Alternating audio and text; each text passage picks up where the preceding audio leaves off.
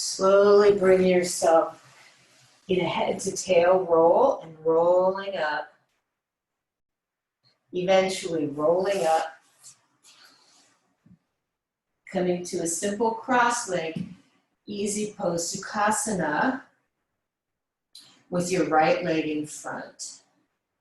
You can elevate your hips. We're going to take Garuda arms, which are also Vatsyasana arms. So with the right elbow under the left.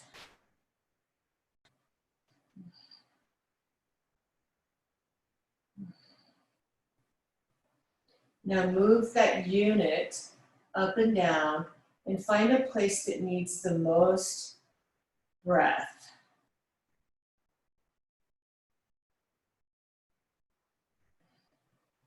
Perhaps closing your eyes here and imagining your breath as it comes in through your nose and directly to that place. I like to see my breath as pretty color, sparkling white or turquoise, following it into your shoulders, swirling it about.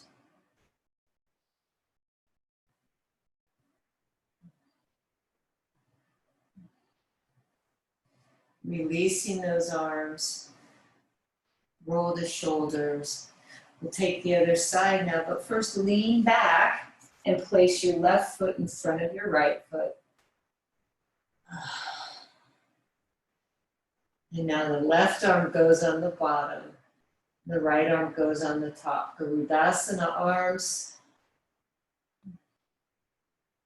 moving them up and down or forward and back and finding where you need the most breath. We'll go into focused breathing again. Inhaling and tracing the breath through the nostrils into the back of the throat. Watching it come down into the shoulder girdle and swirling around.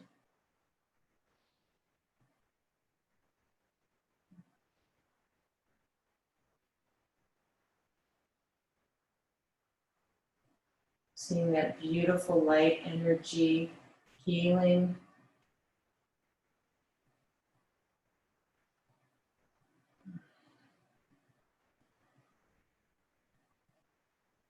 And release.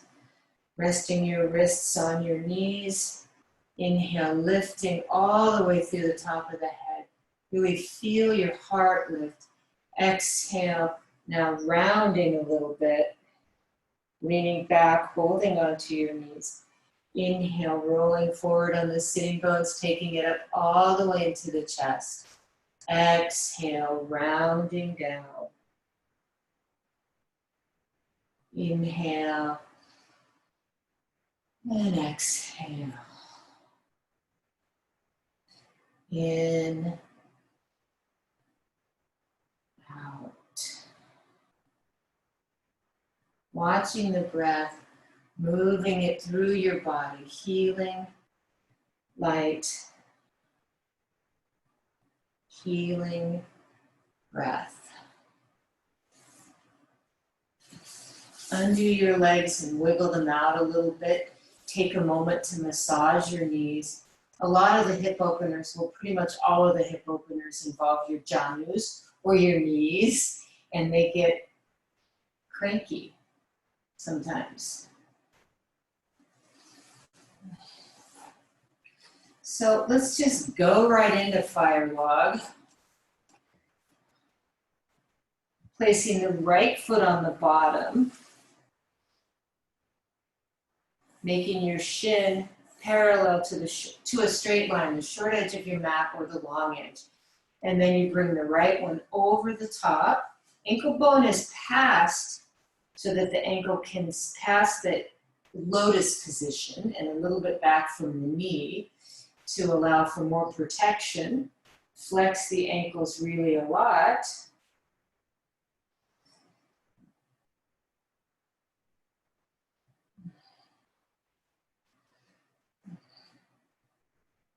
and continue to breathe. This pose can also be done with one leg.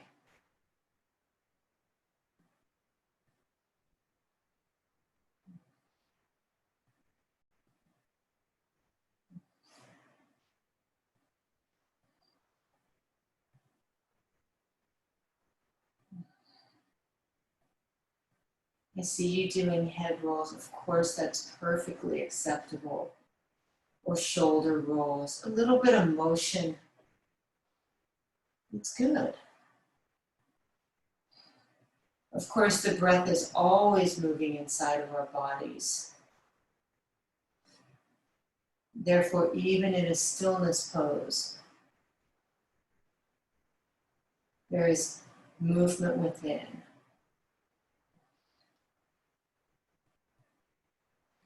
For less intensity, you can lean back on your hands.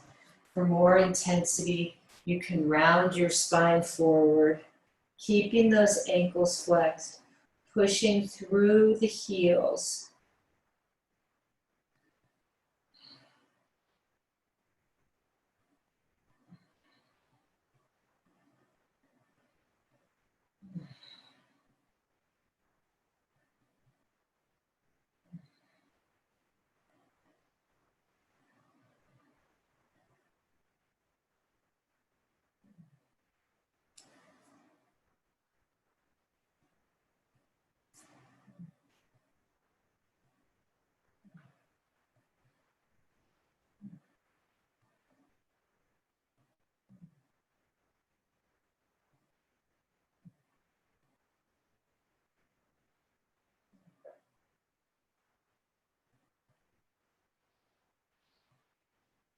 Whether this is your first time in the pose or your 4,000th time in the pose, you may leave it at any time you need to.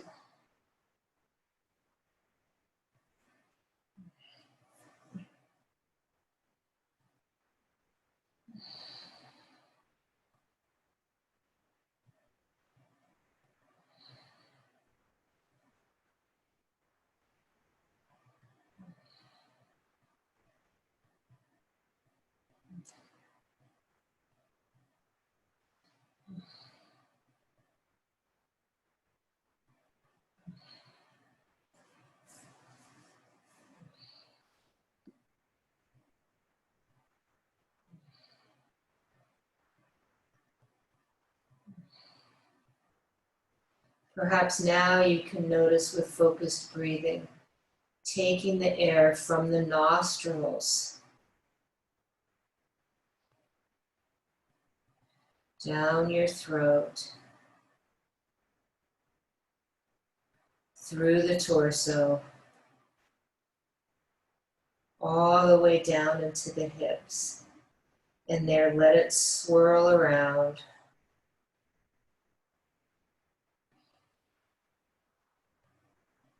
Taking that beautiful white light or turquoise.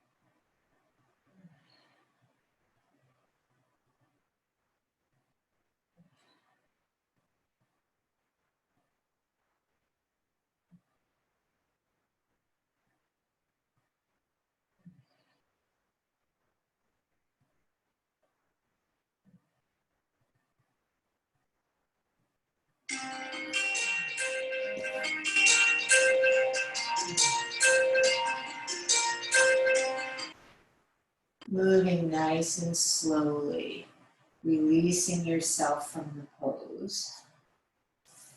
I'm going to recommend that you take your legs out long in V shape. You can do the massage masala just as easily here.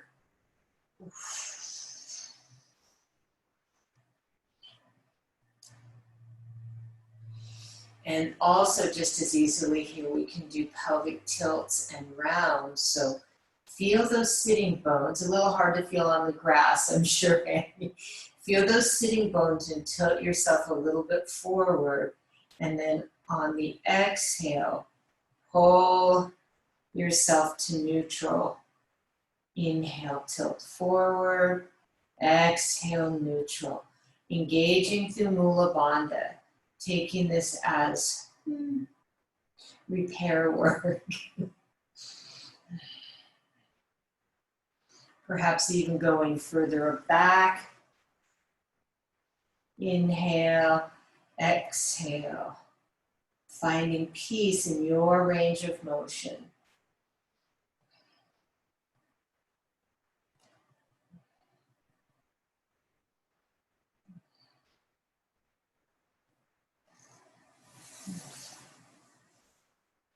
And now you're going to bring yourself to fire log.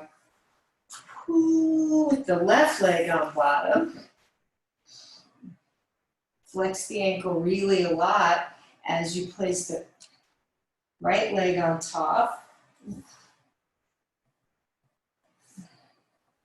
Also flex that ankle. And I didn't say this on the first time. If you look down, you have a triangle in the negative space. And if it's cattywampus, your triangle, you simply lift yourself up and place the apex or the pubic symphysis right there in the middle.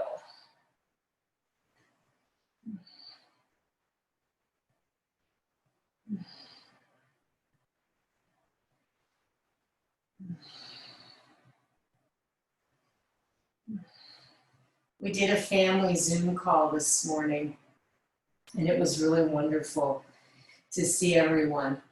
And my family doesn't follow instructions very well. Maybe your family does more. People were talking at all different times. And I was begging Mindy to mute all, just like I have everyone muted now. Next week is my birthday, so I think I get to be in control.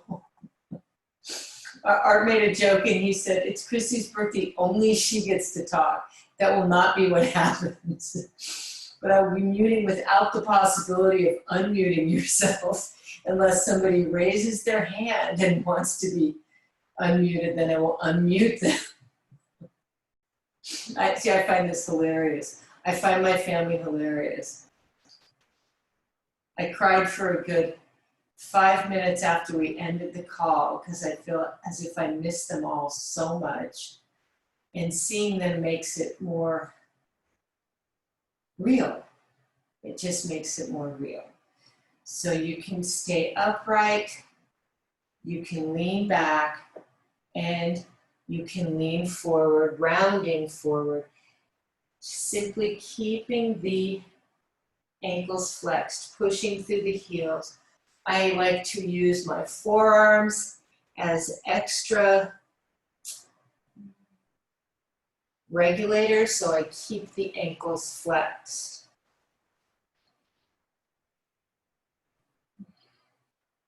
Returning to your Ujjayi breath, and perhaps even inviting the breath through the body in the beautiful color of your choice, into your hips.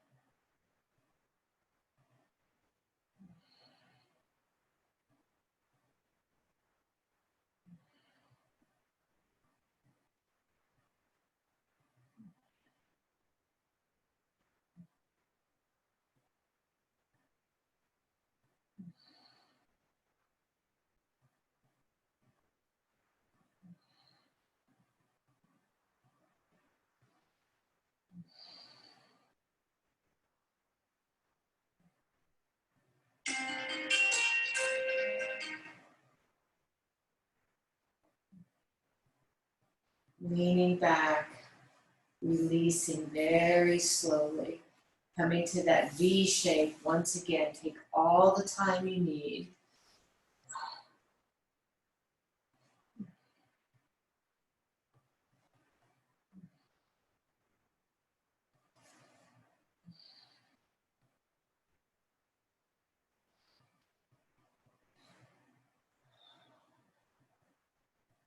When you're ready to move in this spread foot pose, engage through the knees.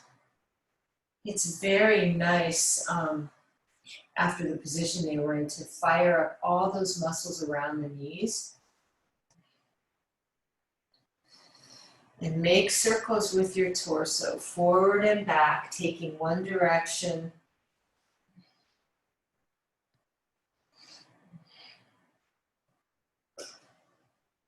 And another.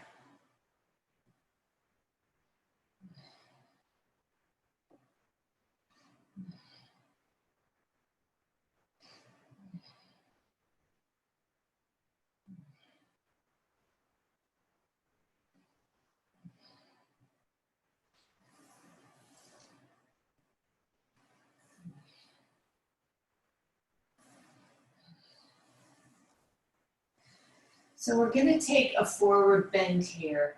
And you know that you can elevate your hips, you can bend your knees. Again, liking yourself, me liking you, to be at peace with whatever adjustments you need to make, whatever your range of flexibility is. As you know, that guy Eckhart Tolle, everything is as it is, and this is what is. Perhaps you want to put a bolster or a blanket in front of you.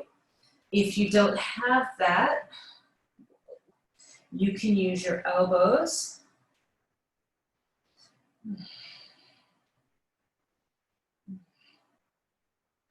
And every once in a while in the hold, recommit to the muscles around the knees, so engaging there. Also, this is reciprocal inhibition, a scientific theory, that when you engage the front leg muscles, the back leg muscles have to let go.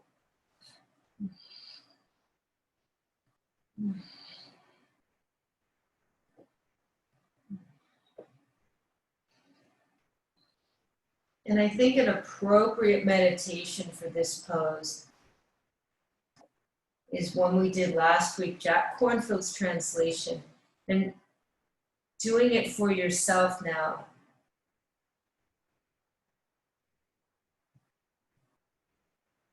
To help you not get into hamstring shaming. You know, like mask shaming that's happening.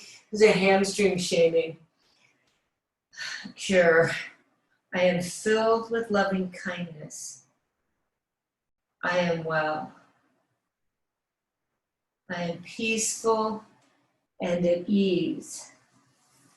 I am happy.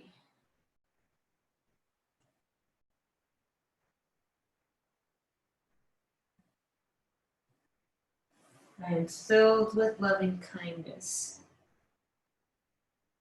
I am well.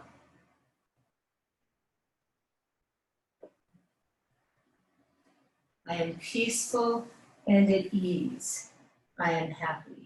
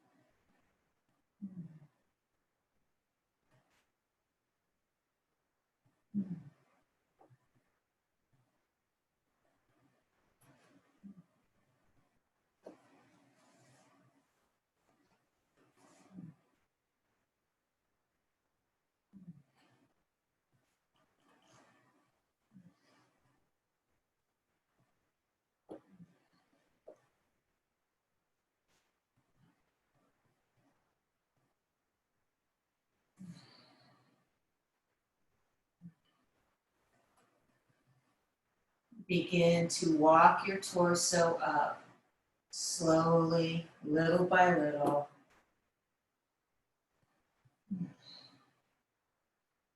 So the next pose we're going to do, and we're going to do it for less amount of time, is Padangusthasana gate pose. So you're going to leave your left leg long and take your right leg behind you, coming onto the top of your foot, keeping in this V shape. If this is just simply too much flexion in the knee, you can leave both the legs long. The part that we're trying to access in this gate pose on the right leg here is the inner thigh. So leaving the leg long and perhaps rolling the knee towards the center. We'll get to the inner thigh. And then you side bend over the left leg. And again, props. If you don't have props available, simply bend your left leg and place your side body along the center of the thigh. So you can try to keep your chest open. Also, you can use your elbow on the inside of the leg or on the top of the leg or on a block. And take your right hand up in the air and practice these different shoulder rotations.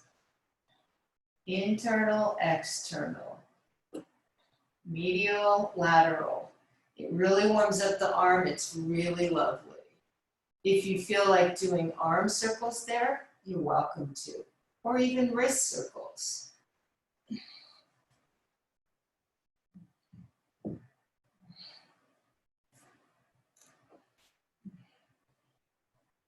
Someday, the right hand comes all the way over to meet the left flexed foot.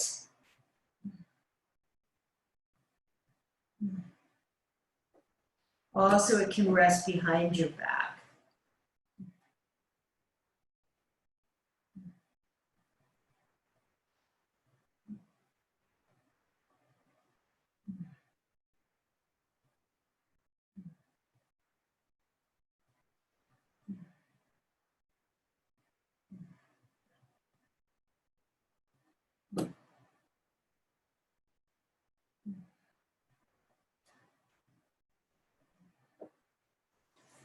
Turn now to face your knee, moving slowly, and walk yourself up.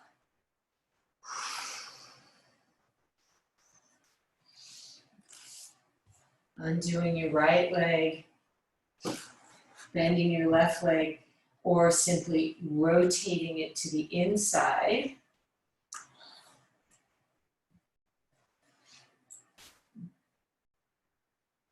Side bending. And now your left arm may come up, doing medial rotation, lateral rotation.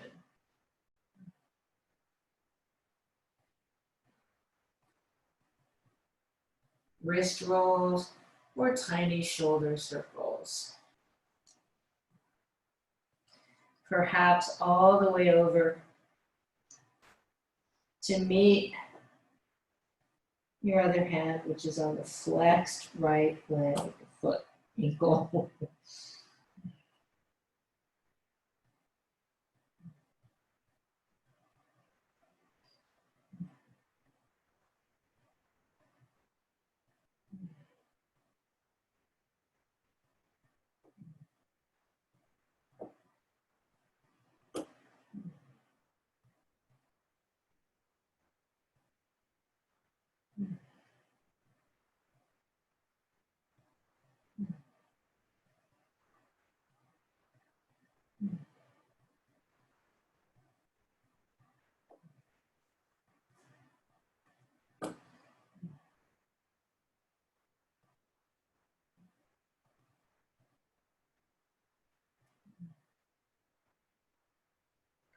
Rotating your torso now to face your knee.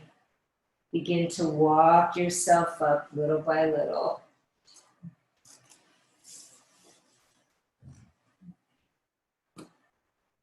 Undoing. Massage, masala. So we're going to set up for pigeon now, and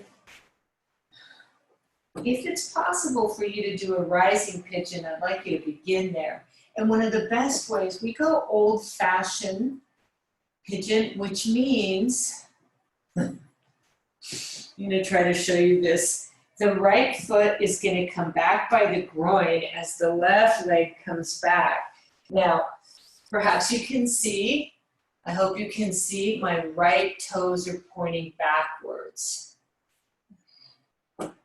You can look under your own body and see that your left leg is coming directly out of the hips.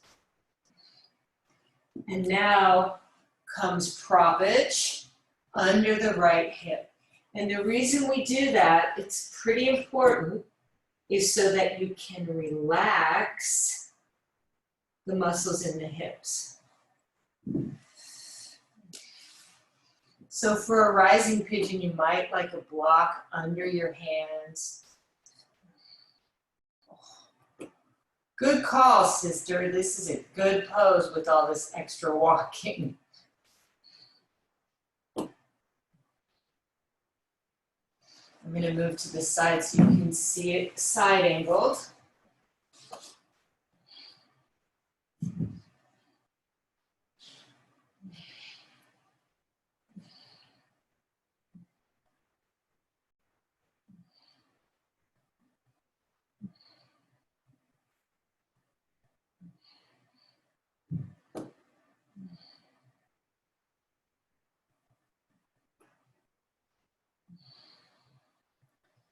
It's another one of those things, if you need a lot more propage than I do under your hip, that doesn't mean that I'm more enlightened than you are. It really, really doesn't. It just means you ran a half marathon yesterday, perhaps.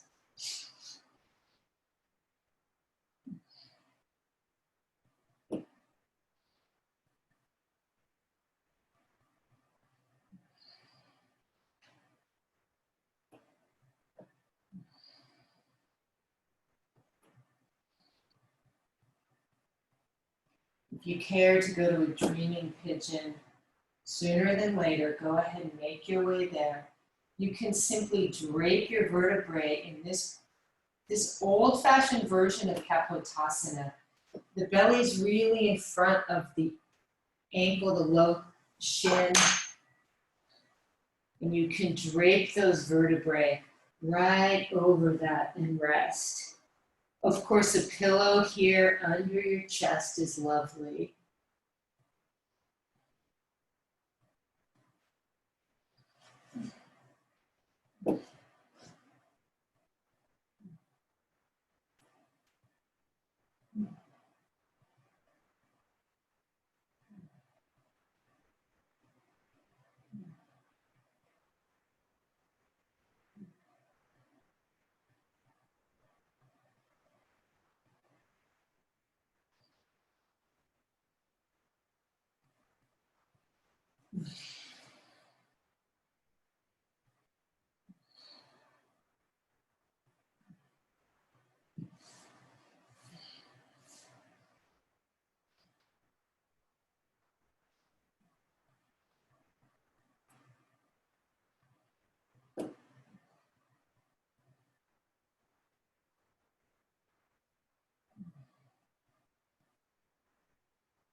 So now I want you to imagine someone in your life that you love unconditionally. Unconditional love. And I'm often asked, can it be my dog? Of course it can be your dog. See them in your heart as we go to the loving kindness meditation. She is filled with loving kindness. She is well. She is peaceful and at ease. She is happy.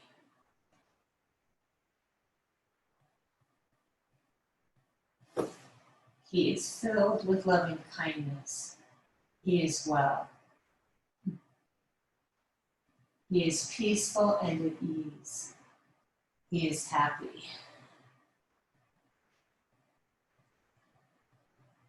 Bringing yourself out of the pose now.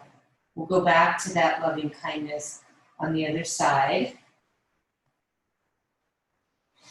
You can place your hands on the floor, curl your back toes under, and take it to a down dog.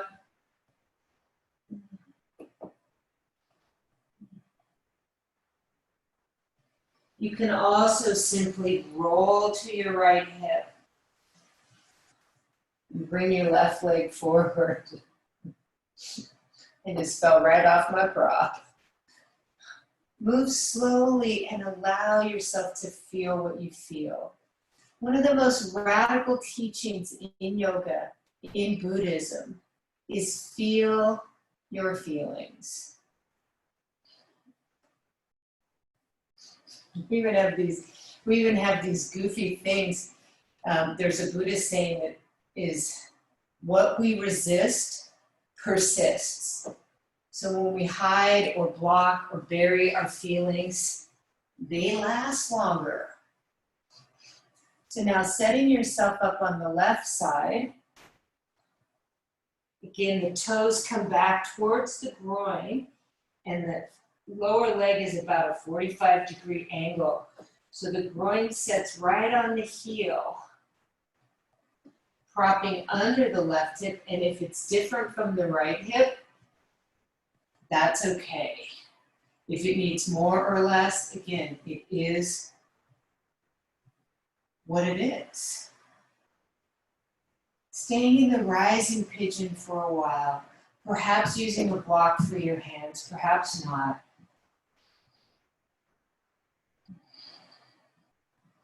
You might notice that this is a very deep spinal extension for you, so always have some attention to Uddiyana Bandha and Mula Bandha in practicing yoga. It doesn't have to be a level 10, it could say be a level 5. And over the past however many years it's been, I've been practicing bandhas. I now have come to a conclusion, maybe because I'm 61 next week, that Mula Bandha is the most important. For when we engage through the pelvic floor, we heal our hips. We stop the downward flow of energy, leaving it in our bodies for the duration of our practice.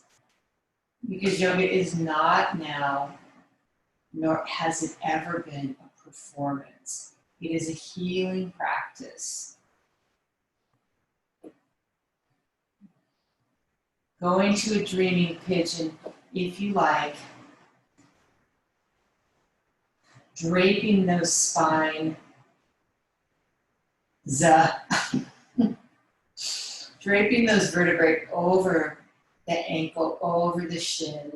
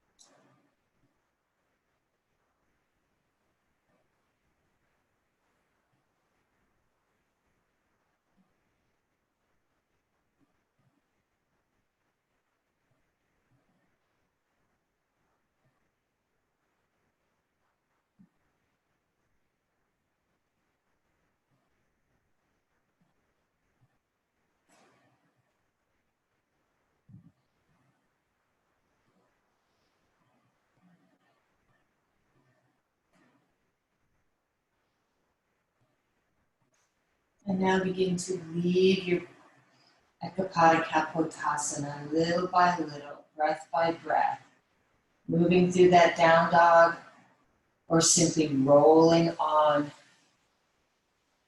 to the left hip. We're going to meet up in a tabletop pose.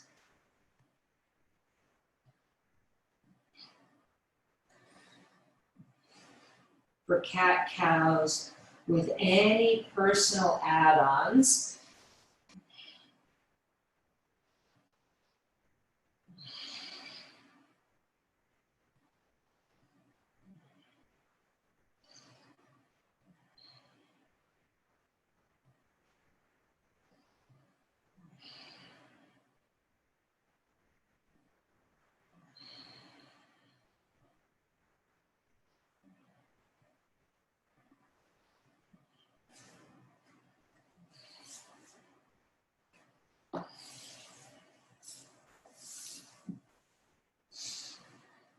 I'm going to show you how to do a yang version of Ekapada Kapottasana, one-legged pigeon.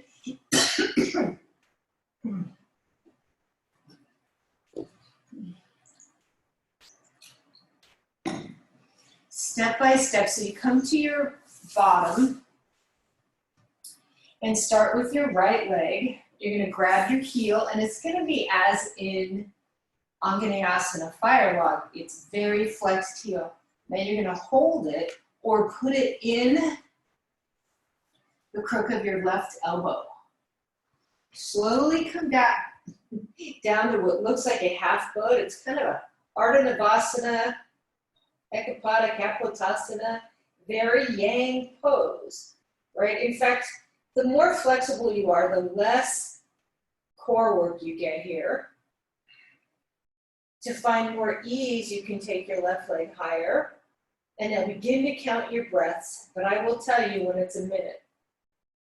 If this is hard on your neck, use your right hand to hold your head up.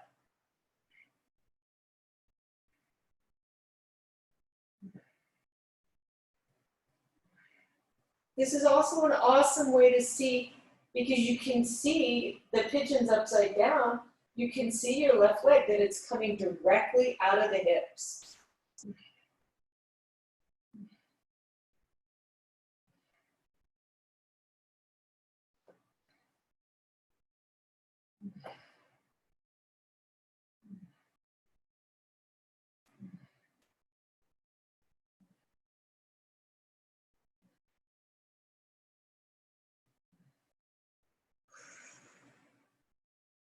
Now take your left leg up high, so you get to use a little momentum. Inhale, exhale, it'll take you all the way up.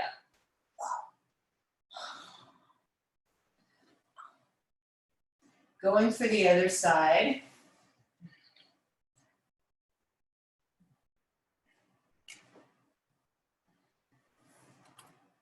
Coming down into this Ardha Navasana half boat shape, holding on to the one-legged pigeon here, keeping the ankle flexed. Check out your right leg. You can see that it's coming right out of your hip socket.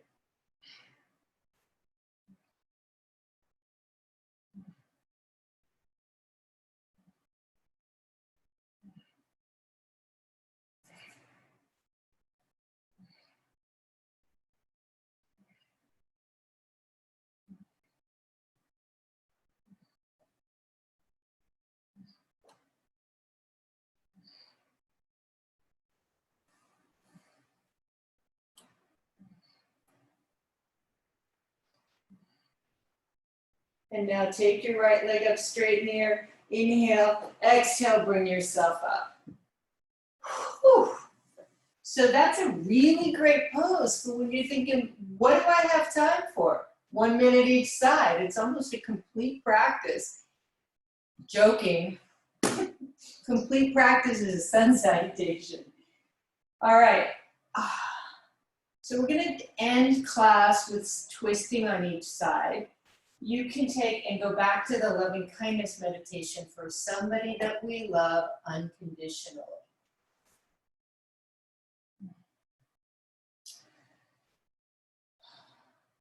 choosing whatever your favorite reclined twist is.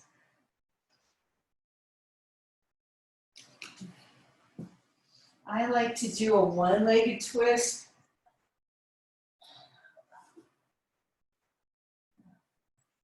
And I like to do my easy side first, which would be opening up my left chest muscles. Most of my life, I've done hard first, most difficult first. And a couple of years ago, I started trying to do the more gentle thing first. It's as if I were having dessert for dinner and dinner for dessert. That's the point. And now returning to the loving kindness meditation for the unconditional loved ones. He is filled with loving kindness. He is well. He is peaceful and at ease. He is happy.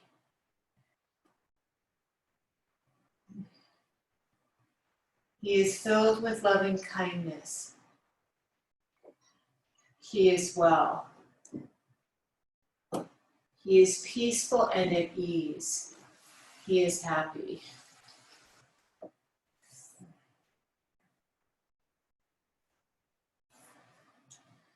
She is filled with loving kindness. She is well.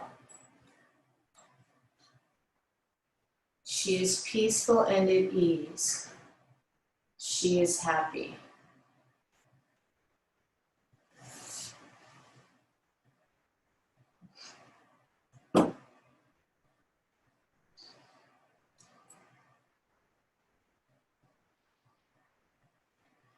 She is filled with loving kindness. She is well. She is peaceful and at ease. She is happy.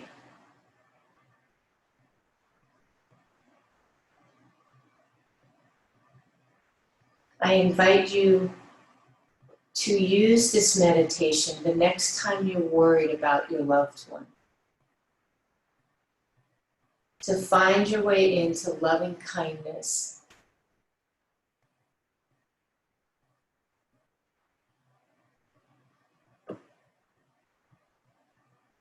Alleviating worry.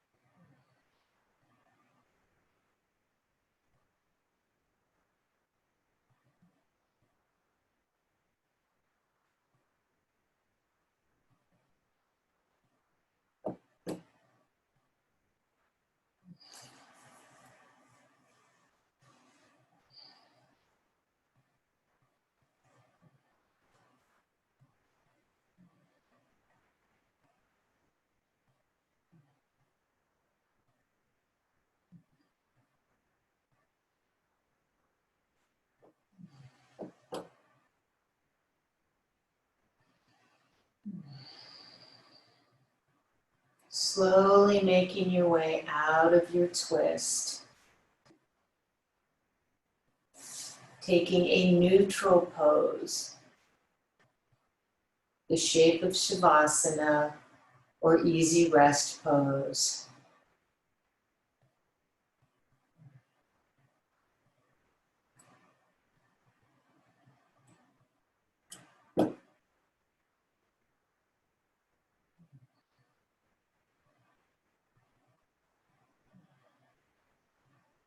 And as you feel yourself ready to twist in the other direction, perhaps it's your more easy side, Perhaps it's your more difficult side.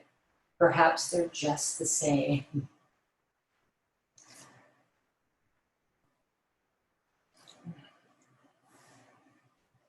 Returning to the loving kindness meditation.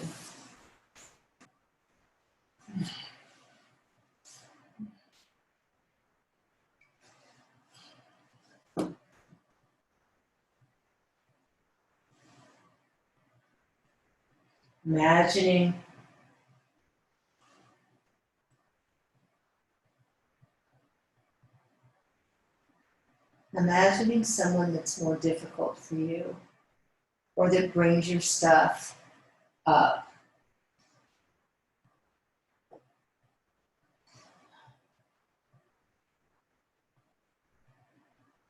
Taking the same prayer, the same meditation.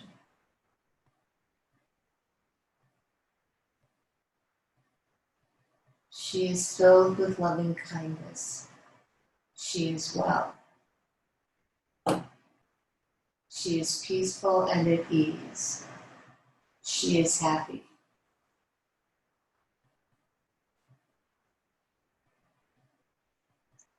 He is filled with loving kindness. He is well.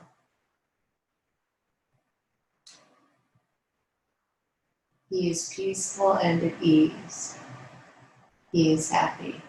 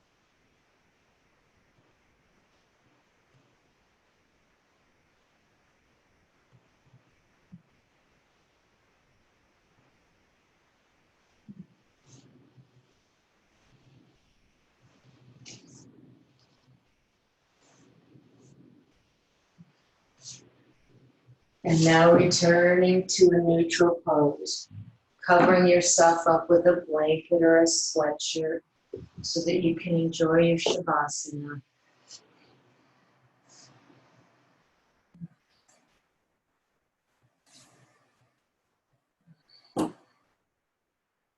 The final resting pose.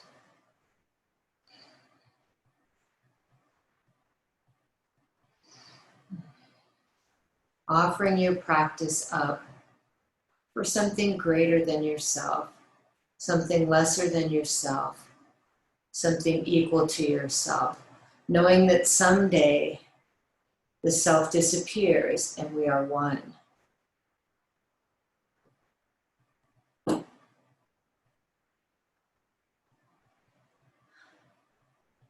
Namaste.